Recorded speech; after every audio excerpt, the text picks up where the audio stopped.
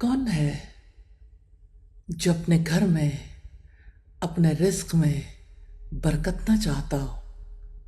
کتنے ہی لوگ ہیں جن کے لیے ان کے گھروں میں گنجائش ختم ہو جاتی ہے.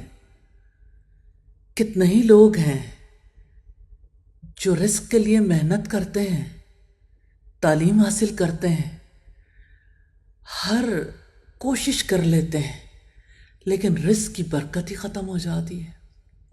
کتنے ہی لوگ ہیں جنہیں مال کثیر ملتا ہے، لیکن رزق کے اندر وہ برکت نہیں ہوتی، جس کی وجہ سے ہمیشہ ان کا ہاتھ تنگ ہی رہتا ہے. پیچھے کیا ہے؟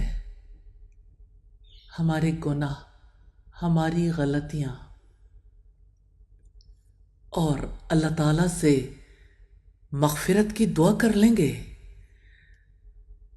گھر کی وسعت کی دعا کر لیں گے، رزق میں برکت کی دعا کر لیں گے، تو انشاءاللہ تعالی گھر میں، گھر والوں کے دلوں میں بھی گنجائش بن جائے گی. دعا کر لیں، اللہم اغفر لی ذنبی ووسع لی فی داری وبارک لی فی رزقی. یا اللہ میرے گناہ معاف کر دے، میرے گھر میں وسعت پیدا کر دے اور میرے رزق میں برکت عطا کر دے.